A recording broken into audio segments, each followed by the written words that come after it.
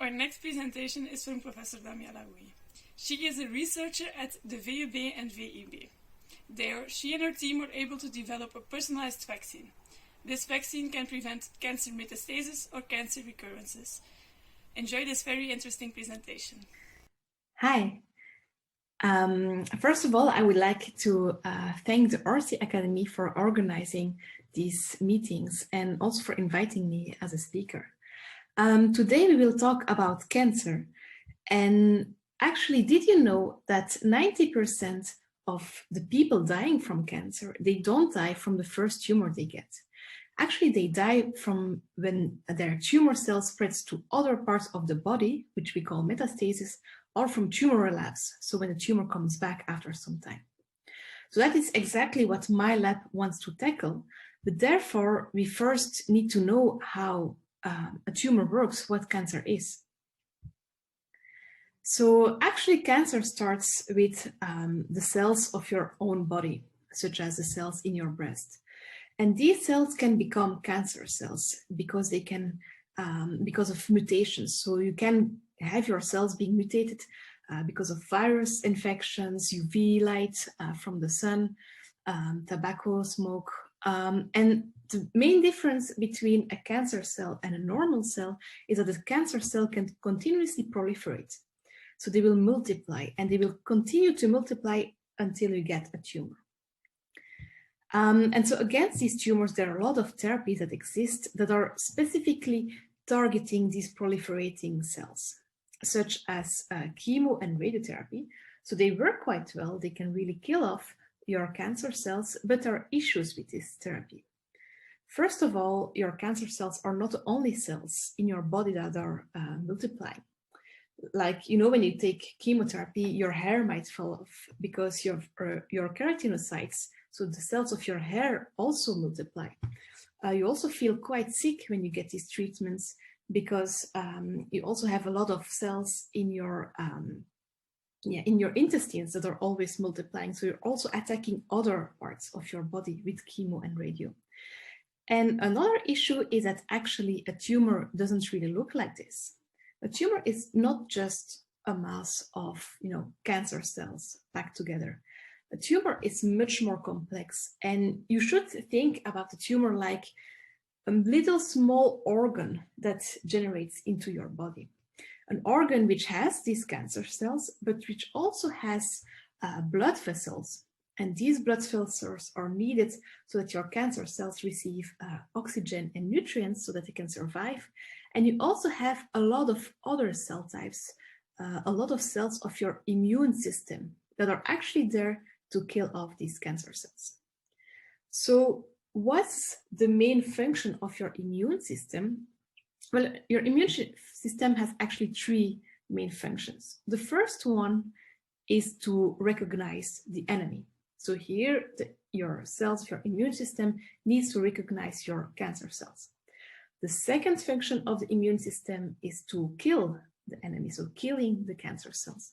And the third function is to remember who this enemy was, so that the next time you get the same type of tumor, you will be very, very quickly in combating these cancer cells. So this is actually what we're also now doing with these COVID vaccines. You get very small parts of these spike proteins from the COVID, so that you actually mimic the recognition and the killing of these vaccines, so that the next time you get infected by the real virus, well, actually your immune system is ready to kill off your COVID vaccine. So let's go back to cancer. If we want to use these cells in a tumor to know what they are doing, we actually have to know what's the role of each of these cell types. Because what we know is that a lot of these cells in the immune system are perhaps a bit corrupt. They're not really doing their job, otherwise they would kill the tumor and the tumor would disappear. But so to really understand what the cells are doing, we have to know what's the role of each of these cells. And actually, for a cell to be able to do something, we have to look at the proteins that the cell expresses. So cells will function through the proteins that they secrete or that they express, and these proteins are encoded in your genetic material, in your DNA. You know, your DNA is extremely long, and these proteins, as you might have seen in your courses in high school, they're actually, so your DNA will be transcribed into mRNA, and your mRNA will then be translated into the proteins. So each of these little parts of your DNA, the genes, as we call, will then code for an mRNA transcript, which will then be translated into the proteins. So actually, if you want to predict what the cells are doing, we have to know what the genes are doing in the cells. So that's what we will try to tackle now. What are the genes being expressed in all these different cells in your tumor? Well, the issue, we have a lot of techniques to really easily check whether all the genes expressed in your tumor, but the issue is that we want to know it for each single cell in this tumor. And so you can actually look at a tumor like you could look at a cocktail. A cocktail like this one is made of several ingredients. And if you taste the cocktail and you want to make it better, then you have to understand what's the role of each ingredient in that cocktail, not just the full cocktail. So if, for example, the cocktail is a bit too sweet or too sour, you need to understand, okay, I have added too much, I don't know what this syrup is, or too much lemon. So what we want to do is to understand each ingredient of the tumor cocktail. So we want to know what the genes are, which genes are expressed by each separate cells. So therefore, you first have to separate the different cells, as you can see here. So all the cells of a tumor are put here, and they are then encapsulated in a little droplet of oil in a water emulsion. You know, when you shake oil with water, you get these little droplets. So that's a way to separate your cells.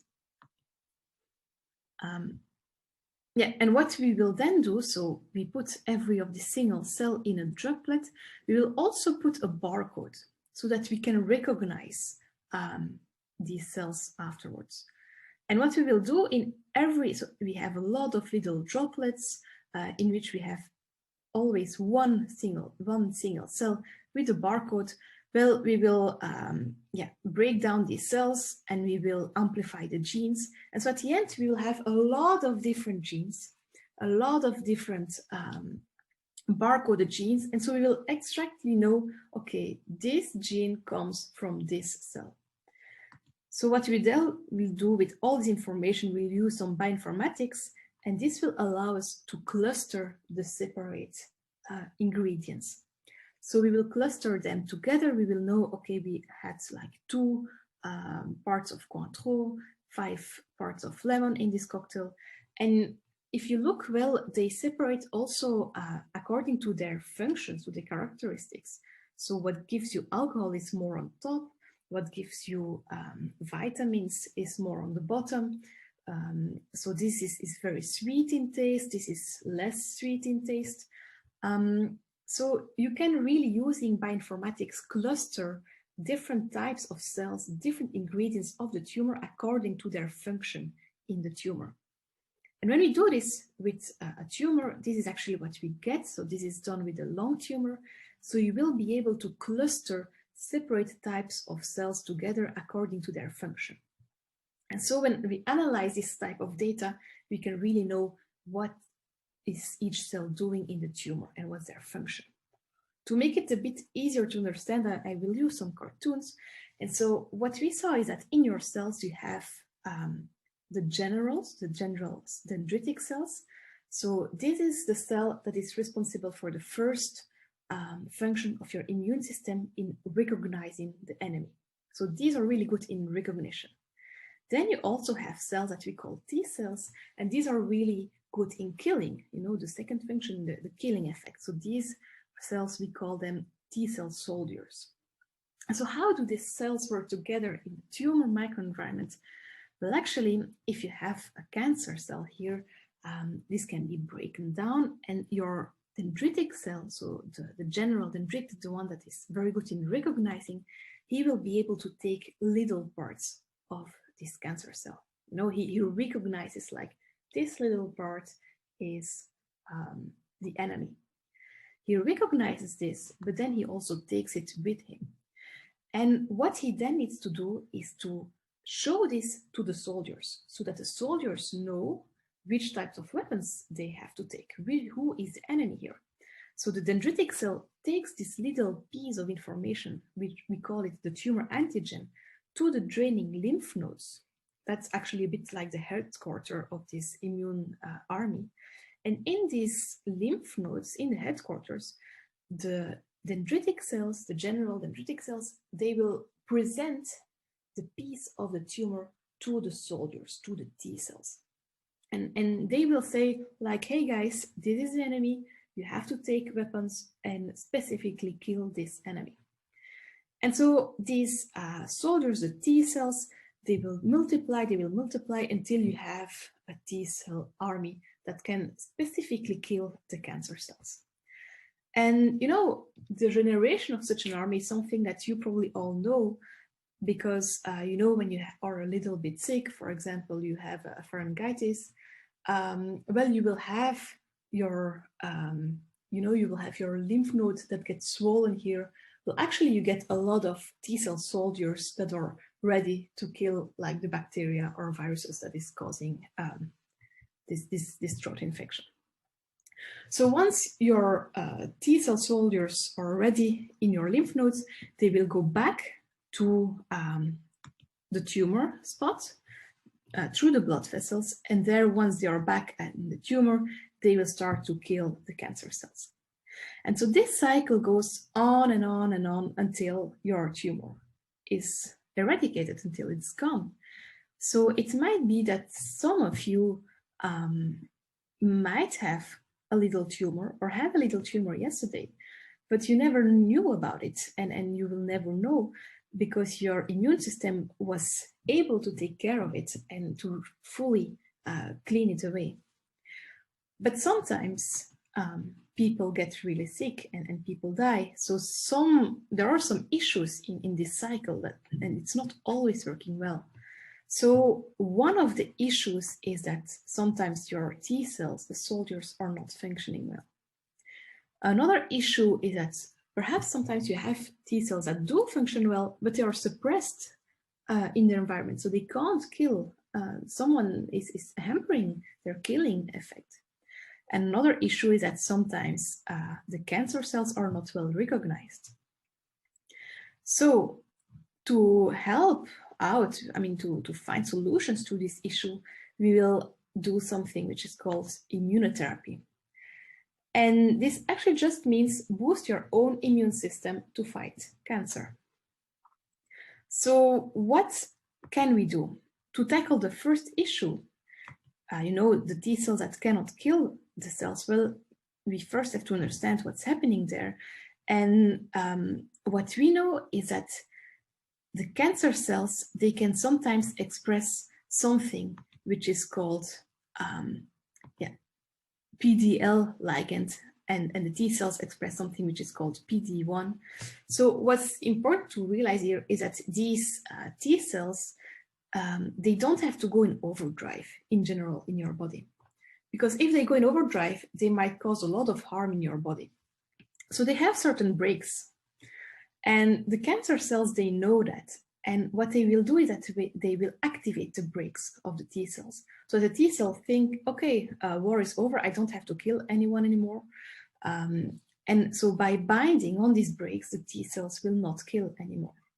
So that's something that was found out by Jim Allison and Tasuku Honjo, and they got a Nobel Prize of Medicine 3 years ago for this discovery. And so what they thought is like, we just have to block this interaction.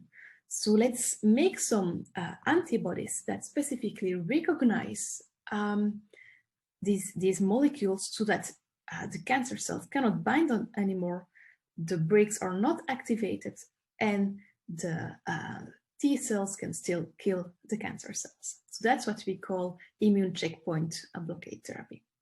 So now this is being used in the clinics. It has quite some good effect depending on the cancer types. And so there are quite some solutions to make your T cells function well. But even if they do function well, sometimes they can be hampered by other types of cells. What we found is that in your tumors, you also have some types of cells that are a bit corrupted, that are helping the cancer cells instead of combating them, such as these cells here, the bad guy macrophages. And when we look to the tumors, we actually see that in some types of tumors, you have a lot, all these populations here, you know, all these little cells here, all of them are bad guy macrophages. So we started looking also at samples of, for example, breast cancer patients. And we saw that, so we call them tumor-associated macrophages, or TAMs. All these green, so this is an image of a breast tumor, and we labeled them with specific markers for these macrophages. And all these little green dots here are the bad guy macrophages. So you have a lot of them in your tumors. What we also saw from literature is that in most of the cancer types, like all the ones written here in red, if you have such macrophages, actually it's a bad thing. In most of the cases, in the tumors indicated in red, the more macrophages you have, the worse your prognosis is. So in general, it's actually not so good to have this in your tumors. So we know that in your body, macrophages can be activated in two main ways. We call it the M1 and the M2 type of macrophages. And they have been shown to have different functions. So the M1 macrophages mainly have a pro-inflammatory function. They are really good in combating infection, in killing parasites and viruses, a bit like these T cell soldiers. And actually, these guys can be quite good if you have them in your tumor, because these are quite good in killing the thing. The M2 macrophages, they are actually the ones that are better in, healing the wounds.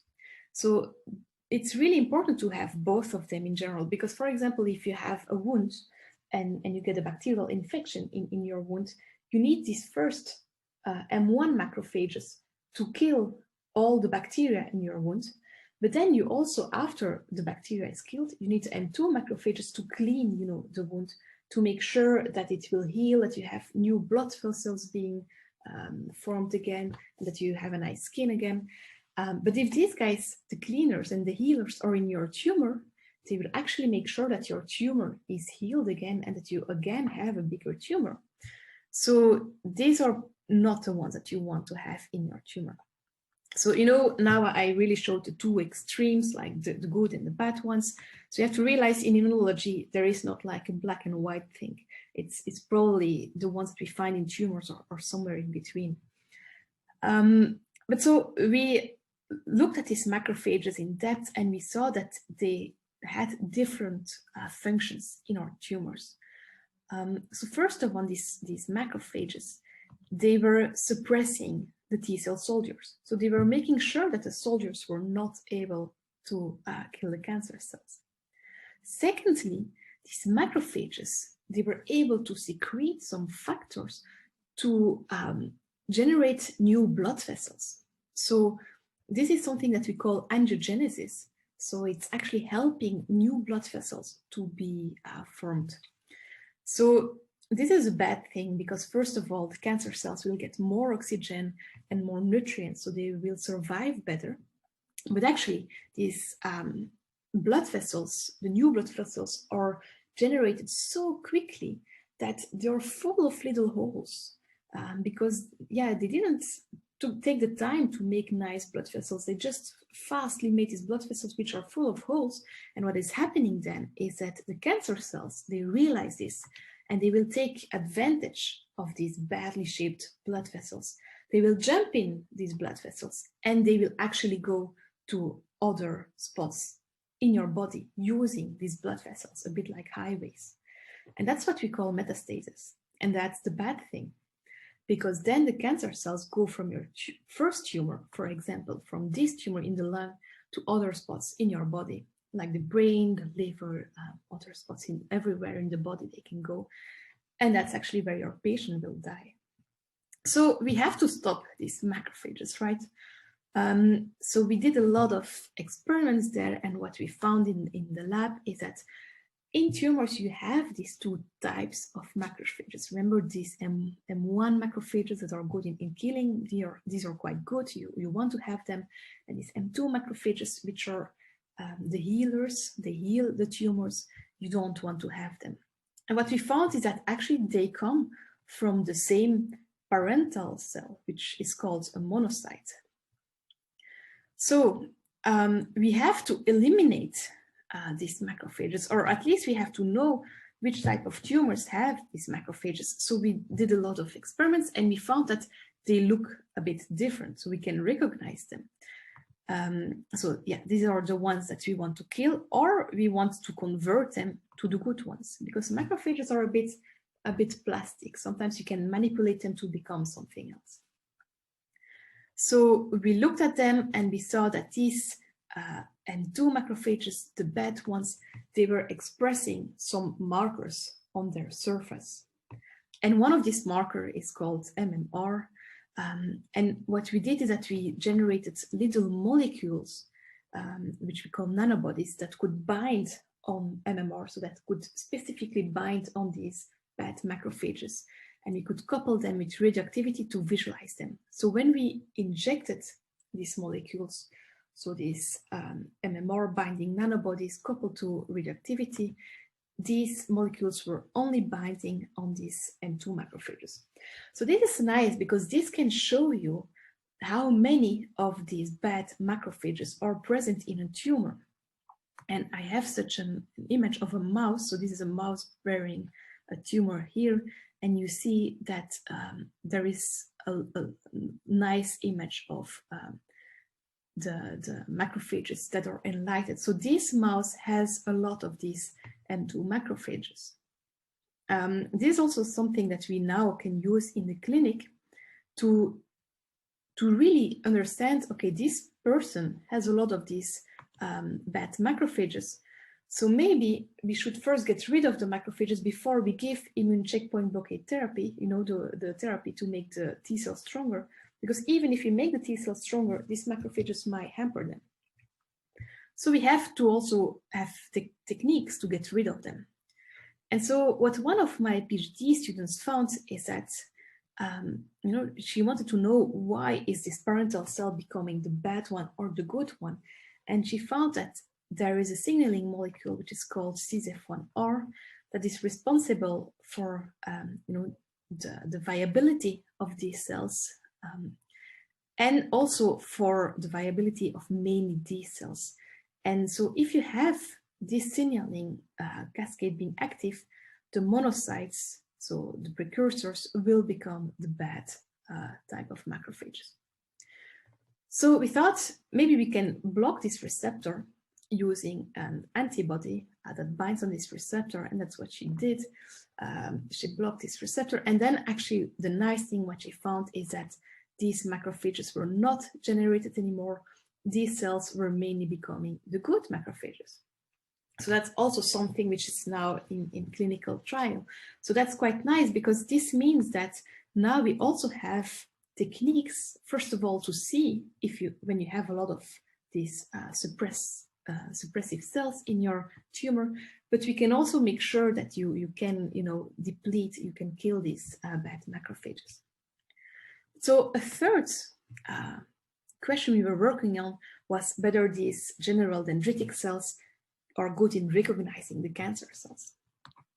So before we started this study, actually when we read the literature, it was said that a lot of dendritic cells in the tumor were not so good and were not really doing their job well.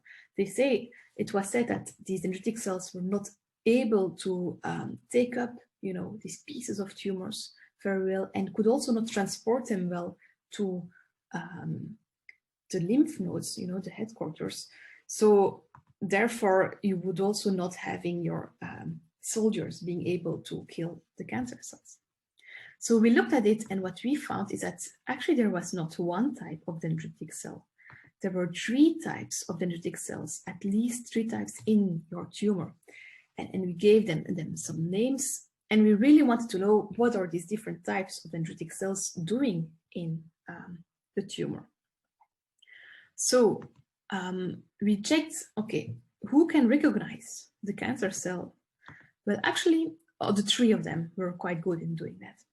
And we thought, who can move towards the lymph nodes? And both the CDC1 and CDC2, how we call them, were quite good in moving towards the lymph nodes.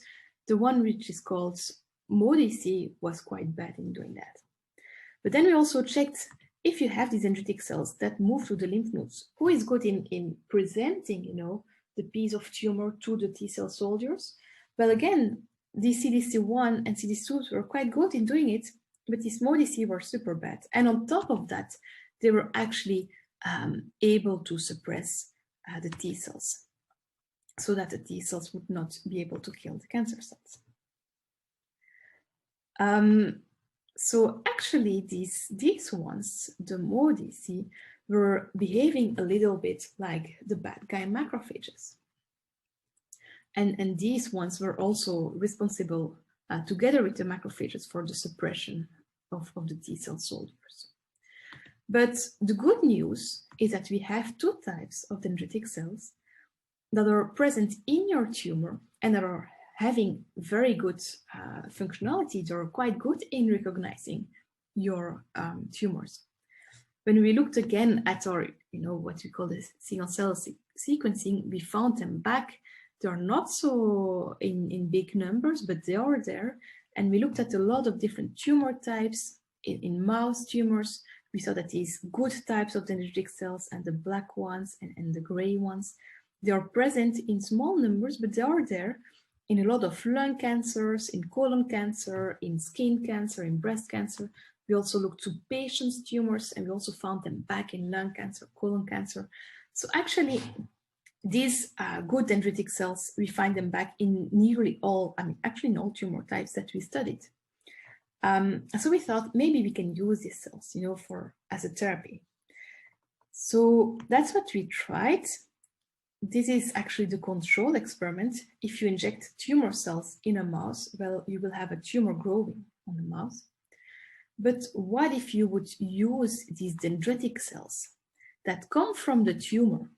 So these dendritic cells, they have recognized the cancer cells. They have taken up a piece of cancer cell. They carry the message. What if we take, via specialized technique, we are able to purify these dendritic cells, for example, the CDC1. We first vaccinate a mouse with these cells, and we then give a tumor to these mice. Well, what we saw is that these mice were protected and that the tumor was not growing.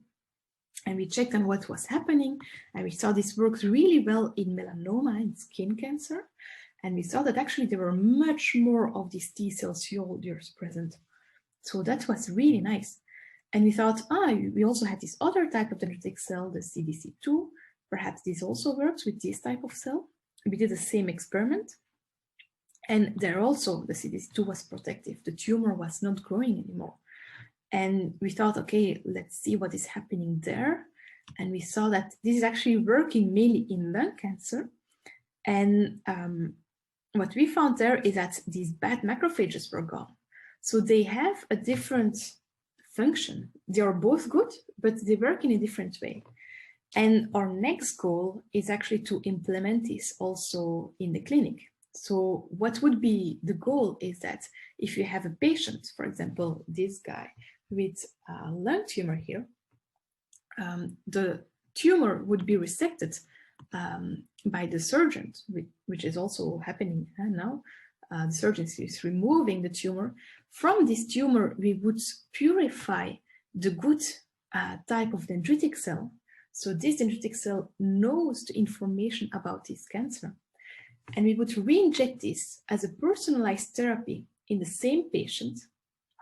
And this would help because these dendritic cells, they know who the cancer cells look like. So if the patient has small metastases, small amounts of cancer cells that have moved through the body, but that were too small so that they were not found by the medical doctor, well, actually this therapy can help.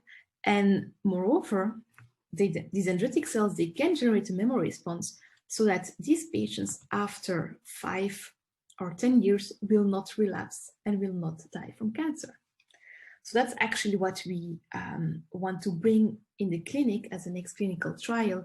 We are not trying to find enough money for that, but we hope that within 1 or 2 years, we will be able to start this. So now I will just show you some data where from my colleagues, so it's not my data, it's from my colleagues Bart Nijns at the university hospital at the VUB, where they also use dendritic cells, not the same one as I described, but a little bit differently. And so that's actually a patient who had a melanoma tumor. And so this tumor was actually metastasized in a lot of organs. So all the black things here are actually the tumors. And so this patient was first treated with conventional therapy. It helped a little bit. This patient was a young woman of 23 years old. But actually the patient was not responding well to the therapy. And you see there was a bit more tumor coming back.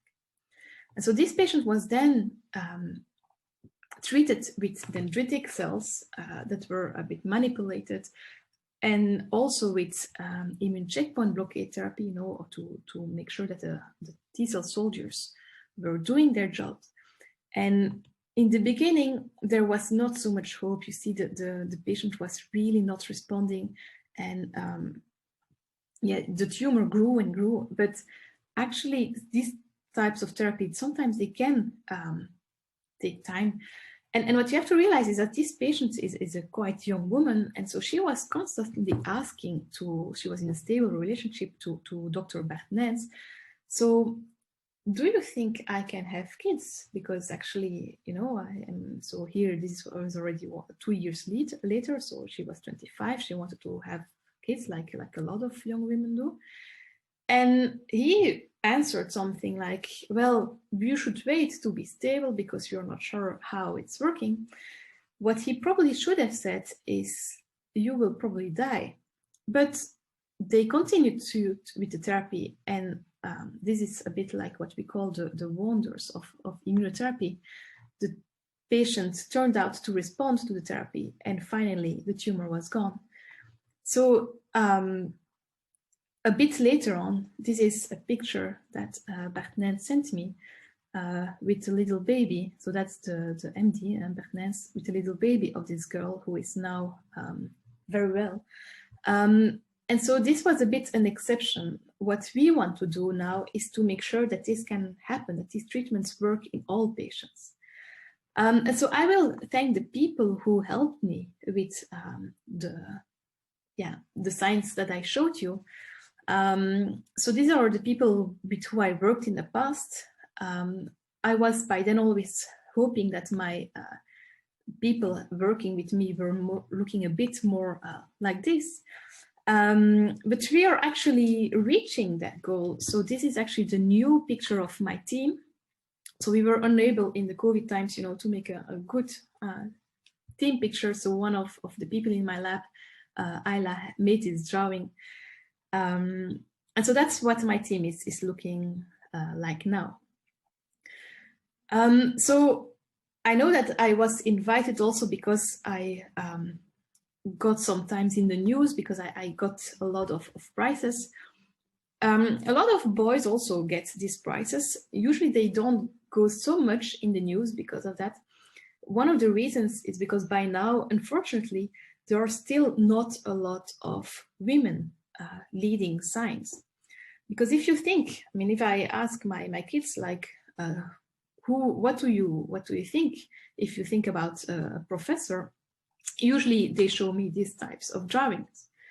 But yeah, so that's what we would like to change, because actually, as you might know, there are a lot of women also doing science, and a lot of very good women who really made exceptional discoveries. Marie Curie is not the only one. But then the question is, why don't we have that many amount of women doing science? Well, a study that's quite recent showed that only 25% of the graduate students in science and technology are women. And so this is a graph showing all countries in most of the European countries. And in Belgium, you're not doing so great.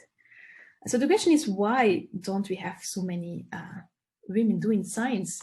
Well, first of all, there is the stereotypes and biases. Women are not always expected to do this. So there is this little drawing of the Athena angels, and actually it happened to me last month when I was invited in the television program The Afspraak. Another professor was presented as being Professor Noppe, while I was presented as Mrs. Laoui, even if I'm always also a professor. And so these are the things that constantly happen. And so why do we have this bias? Bias actually means an error in decision making.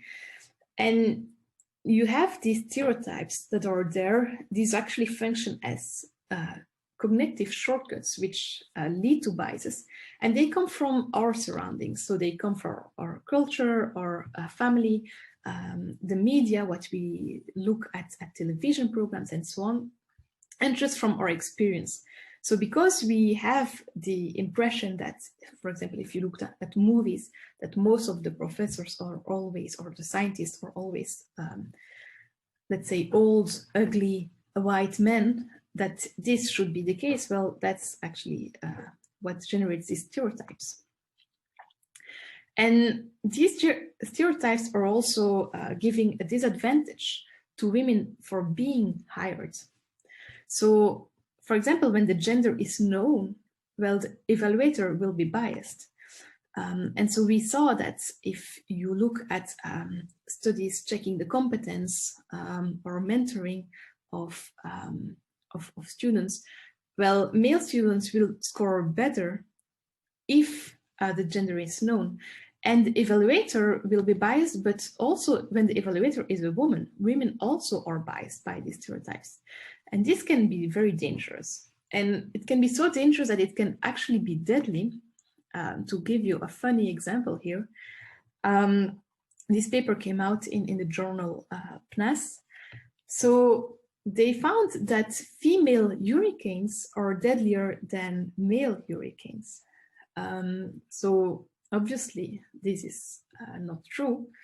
A hurricane is a natural phenomenon, and what we know is that every 2 years they give a male or a female name. So they always rotate with the names. And apparently what this study shows is that when the name is male, let's say hurricane, I don't know, Victor, this will frighten the people much more. And so they will leave their homes much faster than when the hurricane has a female name, like, for example, Elizabeth. Then they will be biased and think, okay, this will not, destroy our home, so let's just stay. And that's why when you have female hurricanes, there are more deaths than male hurricanes, apparently, according to this study. So what's really important is that if you want to hire people, women, men, or any other defined gender, well, you can actually, what you have to do is to predefine your criteria so that you're sure that you will hire the person based on the criteria and that the gender will not play a role there. And to really act, because I can talk a lot, but we really have to make action. So what we did last year with the Jonge Academie is that we made a big campaign to sensitize people. We also made a charter that all the 5 universities in Flanders signed. And so in the campaign, what we did is that, first of all, we made several posters to sensitize people to gender diversity at the university. not only showing women, but also showing men. For example, here you have a poster of the Prof. Dr. Papa. Your professors can also be a dad, and being a dad can also be a very important part of their life. We also have a website. In this website, you can find science about why there is an implicit bias. You can find a lot of numbers. There is also a toolbox to really explain you what you can do against these biases. And one of the people in my lab made a lot of quite funny but really realistic drawings. Yeah, like, for example, if you have two equally qualified people, the boss might sometimes give the more difficult task to the male scientist and the stupid task to the female scientist, because he might be biased and thinking that she will not be able to do the more difficult task. But then you can also have other type of bias where, you know, when as a female scientist you say, okay, I have to leave early because I have to pick up my kids, it can be accepted. While if a man says that, he will say, some people will say, why is your wife not doing this? Which is also a very big issue. So there is this reason, the stereotype, that is one of the reasons why women are not always going to science. Another reason is the self-confidence. A lot of women are not confident enough and don't believe they are good enough to go to science. Why this apparently is not such an issue for males. The combination with family is also not so easy. As females, we have the issues that we also have to carry our baby, so we are pregnant for some time. Men don't have that issue. And also later on, if it's not always easy to combine with family, my advice there is to find a good partner. And I would say if you're a woman who works a lot, then also find a partner who works a lot, because finding someone who waits for you while you're working, that's not a good idea. And then also the issue is that sometimes you don't have role models. It's always nice if you can ask to other people, how did you do this? Or how did you manage to combine your job with your family life? You need examples, you know, to see how other people are managing these things. So there's also a lot of campaigns to really provide role models, especially for kids. So there is this campaign, it's also running this year, the Women Awards for Science and Technology, where young women in Brussels are then going to schools to really talk to the kids and show that, you know, as a woman, you can also become a professor or just a scientist. And so having role models is quite important.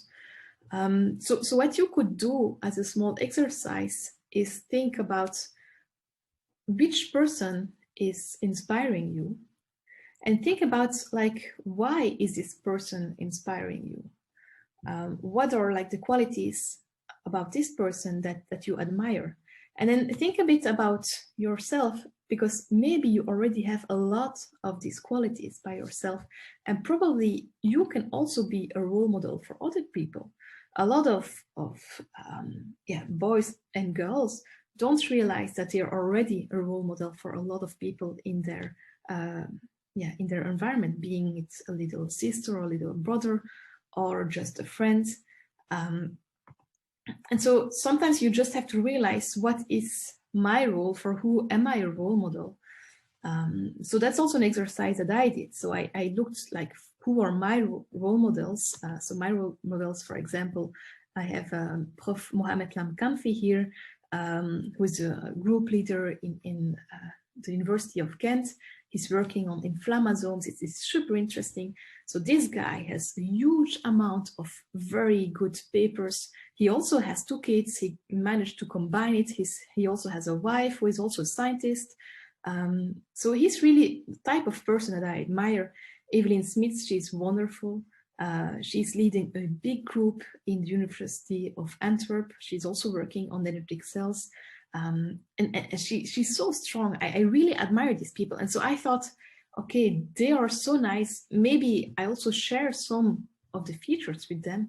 And maybe I can also be a role model for some people. And my students in the lab are also role models for example, these people. So these are the kids from Toekomst Atelier de l'Avenir, who sometimes come in the lab, and then, you know, they get to do little experiments.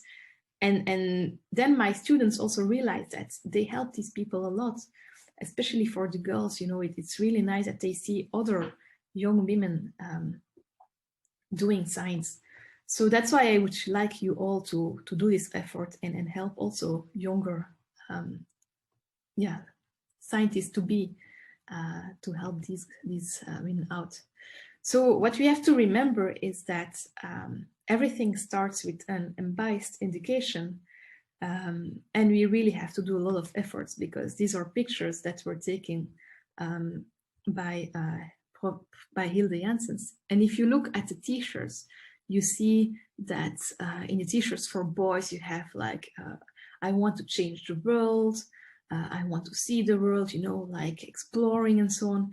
And if you look at the t-shirts for girls, it's like life is for dreaming. So already at that age, you predispose, you know, the kids in their stereotypes. So just buy these t-shirts for boys and for girls. Besides that, now you know also a bit more how cancer is working. I would like you to take care of yourself. A lot of cancers start with these mutations. Some of them are in your genes and you can't do anything, but a lot of things you can do. So protect yourself against the sun, stop smoking, live a healthy life. I know it's not easy to say, but try to do. And if you know people who have cancer, well, try to help them out, because it's really not an easy disease. So be there for them. And I would like to thank you for your attention. And if you have any question, I will, you will be able to send them to me. I will also follow the Facebook page of the Orsi Academy. And I hope to see you in real life quite soon. Bye.